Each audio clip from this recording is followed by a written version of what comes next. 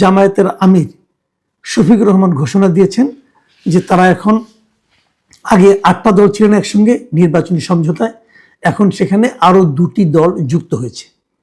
সেই দল দুটি হলো জাতীয় নাগরিক পার্টি মানে এনসিপি এবং কর্নেল অলি আহমেদের নেতৃত্বাধীন এলডিপি। এই দুটি পার্টি মিলে এখন তারা 10 দলের একটা নির্বাচনী জোট করলো এবং জোটে কে কয়টা আসন পাবে না পাবে এগুলো নিয়ে পরে আলোচনা হবে। যতদূর জানা গেছে এনসিপিকে তারা আসন দিচ্ছে 30টার মতো। 30টা আসন নিয়ে বহুল সম্ভাবনা নিয়ে যে দলটা গঠিত হয়েছিল, তরুণ সমাজের মানে মুখপাত্র হিসেবে যাদেরকে বিবেচনা করা হতো, আন্দোলনের সিপাহসালার হিসেবে যারা নিজেদেরকে দাবি করত, সেই এনসিপি জামায়াতের কাছ থেকে 30টা আসন পেয়ে জামাতের সঙ্গে নির্বাচনী জোট করছে। এর অর্থ হলো তারা যে 30টা জায়গায় নির্বাচন করবে, সেই 30 জায়গায় জামায়াত ইসলামী আন্দোলন অথবা এই জোটের অন্য 9 দলের কোনো প্রার্থী থাকবে না। আর বাকি যে 270টা আসন আছে সেই আসনগুলোতে এনসিপির কোনো প্রার্থী থাকবে না।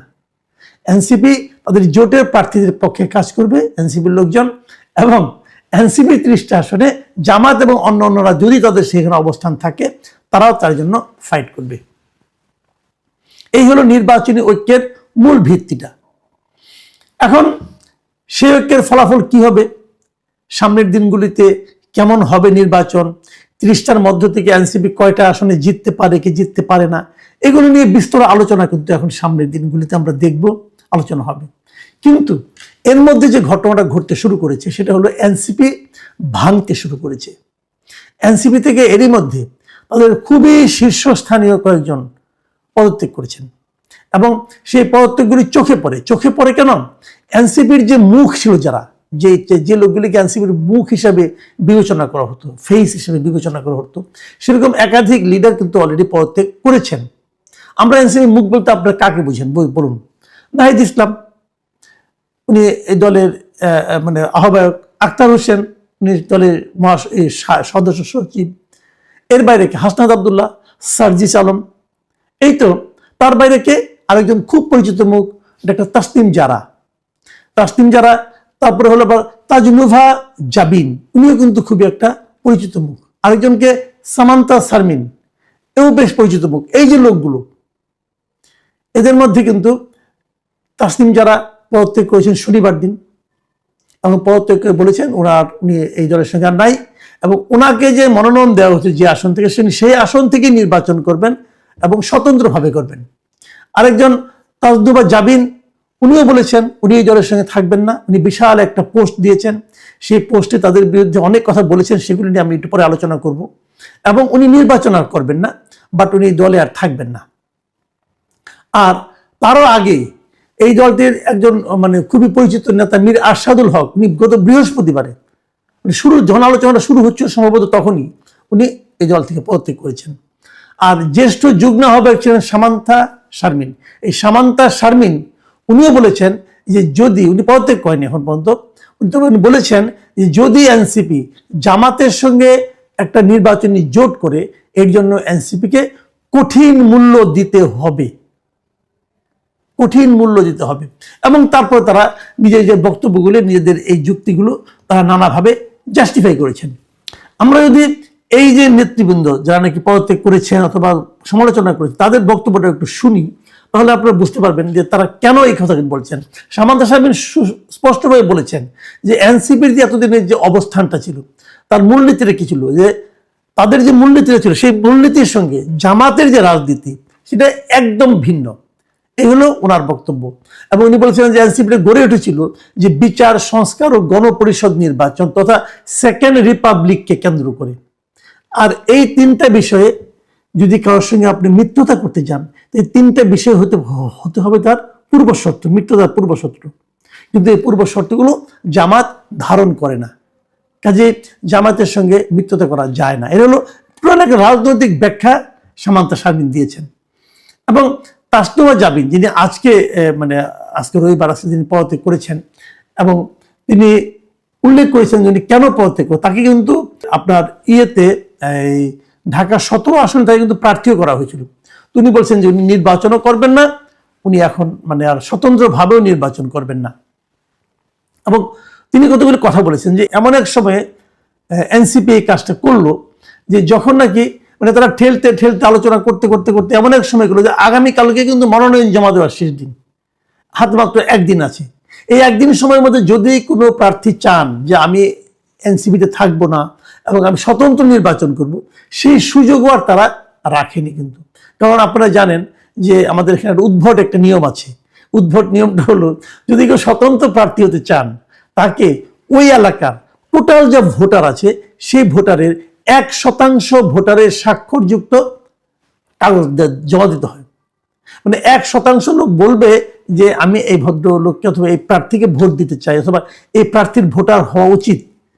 এই 1% লোকের স্বাক্ষরযুক্ত কাগজ জমা দেওয়ার পরেই কেবলমাত্র তিনি স্বতন্ত্র প্রার্থী হতে পারবেন। এটা হলো নিয়ম। বর্তমানে নিয়মটা খুবই উদ্ভট এবং খুবই বাজে একটা নিয়ম। এই নিয়মটা শেখ হাসিনারা বলেছিল। আমাদের এই সরকার, শেখ হাসিনা বিরোধী সরকার, মহা আনন্দে সেই অসম্ভব খারাপ নিয়মটাকে বুকে তুলে নিয়েছে এবং তাকে সেই আইনটা এখন প্রয়োগ করতে হচ্ছে। এবং এটা এই জন্যই তাস্তফা জামিন বলেছেন যে আপনারা এটাকে ঠেলতে ঠেলতে এমন একটা জায়গায় নিয়ে এসেছেন যে যখন নাকি আর কেউ স্বতন্ত্র প্রার্থী হতে পারবে না। এই জিনিসটা কিন্তু ডক্টর তাসনিম যারা, উনি যেহেতু একদিন আগে করেছেন পদত্যাগ, তো উনি কিন্তু এই জন্যই এটার জন্য তো উনি ঘোষণা দিয়েছেন যে উনি একদিনের মধ্যে সংগ্রহ করতে পারবেন। আমি যদ্দূর জানি এরই মধ্যে তাসনিম যারা তার পক্ষে স্বতন্ত্র প্রার্থী হিসেবে দাঁড়ানোর পক্ষে স্বাক্ষর সংগ্রহ শুরু করেছেন এবং মোটামুটি বোধহয় অর্ধেকেরও বেশি ওনার সংগ্রহ হয়ে গেছে। এবং এটাও হতে পারে আজ রাত 10টা পর্যন্ত চলবে, ততক্ষণে ওনার স্বাক্ষর সংগ্রহ সম্পন্ন হতে পারে। তারপরে আগামীকালকে সে একটা সময় পাবে দুপুর 12টা পর্যন্ত। যা হোক, এখন তাস্তফা জামিন যে কথাগুলি বলেছেন সে কথাগুলো আমি কিন্তু মানে আসলে একদম উড়িয়ে দিতে পারি। আমার কাছে খুব মানে ওটা লম্বা স্ট্যাটাস পোস্ট, সব তো আর পড়া যায় না, তবে যতটুকু আমি দেখেছি আমার কাছে এটা কিন্তু খুবই গুরুত্বপূর্ণ মনে হয়েছে। এবং উনি যে প্রশ্নটা করেছেন যে আপনি এরকম একটা বড় সিদ্ধান্ত নিলেন, কোনো আলাপ করলেন না, আলাপ না করে আপনি সিদ্ধান্ত নিলেন সবার সঙ্গে এককভাবে, এটা আসলে ঠিক হয়নি। কিন্তু আলাপ একদম হয়নি আমি কিন্তু তাও মনে করি না। তাও মনে করি না কেন, আপনারা জানেন যে ওদের সেন্ট্রাল কমিটিতে 214 জন মেম্বার আছে এনসিপি। 214 জন মেম্বারের মধ্যে এই জামাতের সঙ্গে যাওয়া না যাওয়া নিয়ে যে ভোটাভুটি হয়েছে সেখানে 184 জন সদস্য তারা বলেছে তারা জামাতের সঙ্গে যাওয়ার পক্ষে, আর 34 জন বলেছিল যে তারা জামাতের সঙ্গে যেতে চায় না। এই সংখ্যাগরিষ্ঠের মতের উপর ভিত্তি করেই কিন্তু তারা এই সিদ্ধান্তটা নিয়েছেন। এখন সংখ্যাগরিষ্ঠ সিদ্ধান্ত নেওয়ার মাধ্যমে কি বোঝা গেল যে আসলে এনসিপির পলিটিক্সটা এরকম। এনসিপির পলিটিক্সটা এরকম, তারা এটাই করতে চেয়েছিল। এতদিন তারা যে সমস্ত কথাবার্তা বলেছে তার অধিকাংশই ছিল নাটক। এতদিন তারা কি বলেছে, তারা একটা মধ্যপন্থা দল হিসেবে নিজেদেরকে আবির্ভূত করার চেষ্টা করেছে, বলা বলি করেছে তারা একটা গণতান্ত্রিক মধ্যপন্থা টাইপের দল, চরম ডানপন্থী নয়, এগুলো তারা বলেছে। কিন্তু তাদের এই কাজটা কিন্তু সেই তাদের বক্তব্যটাকে ঠিক সেভাবে সমর্থন করে না। এখন হয়তো ওনারা বলবেন যে এটা আমরা নির্বাচনকে সামনে রেখে করেছি, আমরা নির্বাচনী বৈতরণী পার হতে চাই এই জন্য করেছি। কিন্তু আসলে কি তাই? জামাতের সঙ্গে তাদের এই জোট কি তাদের নির্বাচনী বৈতরণী পার হওয়ার ক্ষেত্রে কোনো ধরনের সহায়তা করবে? আমি ব্যক্তিগতভাবে এতে খুব একটা আশাবাদী নই।